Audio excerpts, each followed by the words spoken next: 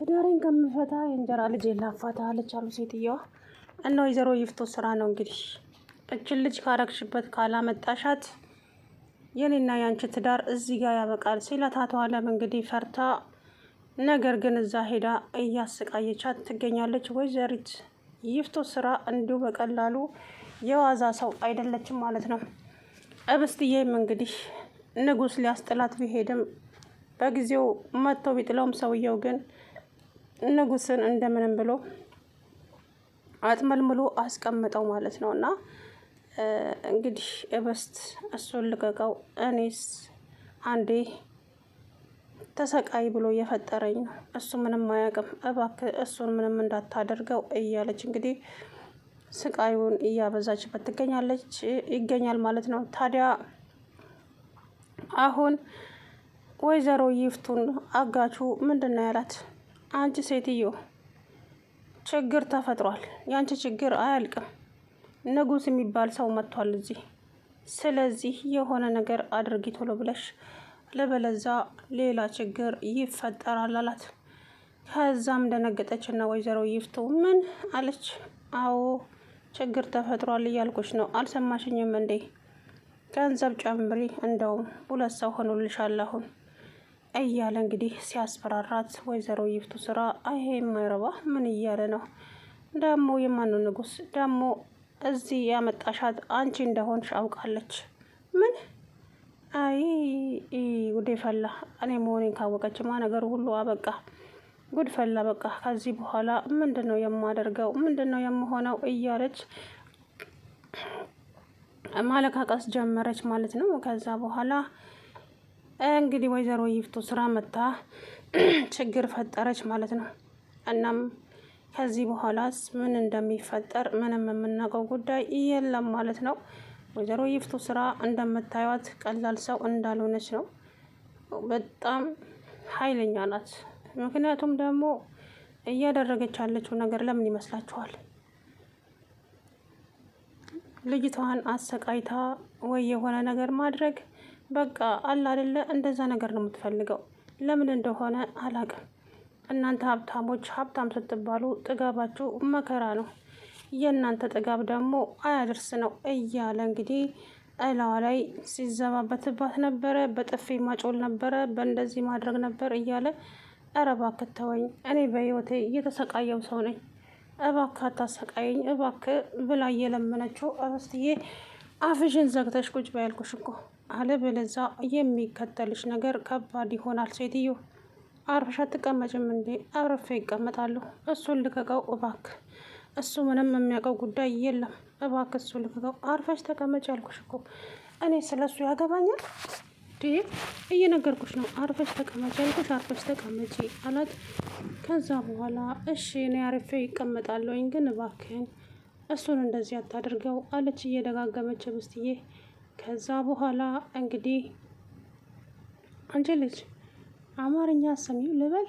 ቆይ በምንኛ ነው የምትሰሚው አንቺ? እያለ እንግዲህ እንትን አላት ማለት ነው። ከዛ በኋላ እብስት እንግዲህ እዛ ቁጭ ብላ አለቀሰች። አቶ ይፍቱ ስራም ማን ነው አቶ አለምም እንግዲህ እች ልጅ አንድ ነገር እኔ ለሷ አዝኜ ይመስልሻል እንዴ?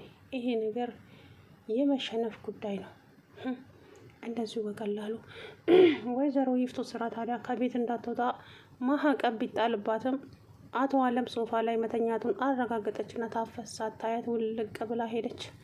ከዛ በኋላ እብስት እሷን ስታያት እሷ እንደዚህ እንዳስደረገቻት እብስት ቀድማ አውቃለች ማለት ነው። ታዲያ ንጉስ እሷን ሳያት ከግር እስከ ራሷ ነበረ እያያት፣ ከየት ነው የመጣችው ደግሞ እችን የምታክል ሴትዮ እያለ ነው መሰለኝ ከግር እስከ ራሷ ብድግ ቁጭ እያደረገ እያያት ነበረ ንጉስ ማለት ነው። ወይዘሮ ይፍቱ ስራ ማንንም የማትፈራ ሴት ናት። ላመነችበት ወደ ኋላ አትልም ማለት ነው። እና እንግዲህ በአምላክና ሀብነትም ተጨንቀዋል። የሚያደርጉት ቢያጡ ያንን የእሷን አብሮ አደግ እሱንም ጠረጠሩት ማለት ነው። እሱ ግን በዚህ ሰዓት ምንም ያደረገው ነገር የለም፣ በቦታውም የለም ማለት ነው። እና ቆይ እንዴት ነው ነገሩ? ምን እየተካሄደ ነው?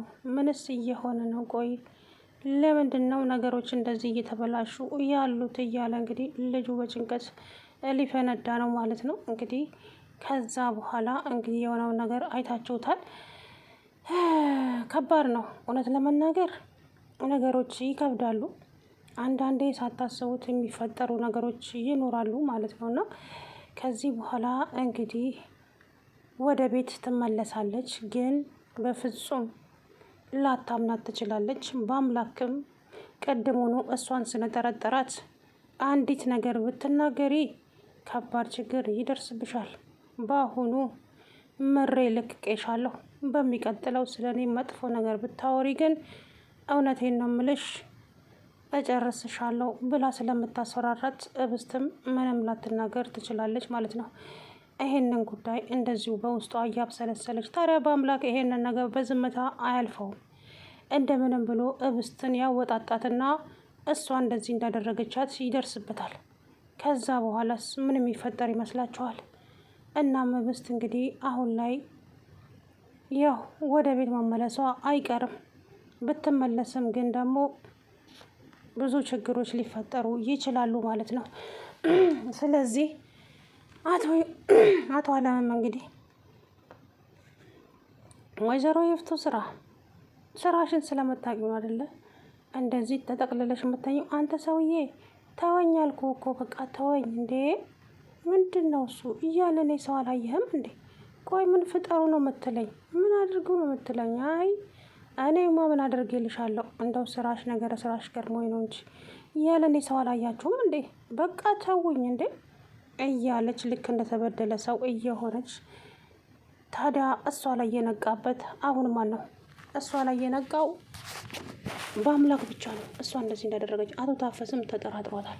ታዲያ እቺ ሴትዮ ምን አይነት ሴት ናት? ቆይ እንዴት በአንዱ ስንላት በሌላኛው ትመጣለች፣ በዛ ስንላት በዚህኛው ትመጣለች?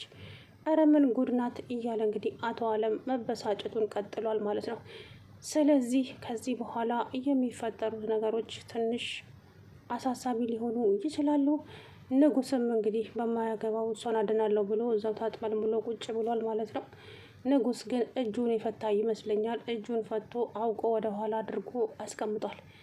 ያንን አጋቹን ትቶ ወይዘሮ ይፍቱ ስራን አንጥፏት እብስትን ይዞ እንዳያመልጥ። ለነገሩ እብስት ወደ ቤት ነው የምትመለሰው። ስለምትናገር ከጎረምሳ ጋር ሄዳለች ልትልም ትችላለች ማለት ነው። አሁን እብስት ከዚህ ከታገተችበት ከሄደች አብነትን ታገባዋለች ማለት ነው። ከአብነት ጋራ ይጋቡና ከዛ በኋላ በአምላክም እያፈቀራትም እየወደዳትም ቢሆን ይርቃታል። ለምን? ለእሷ ወደድነት ሲባል።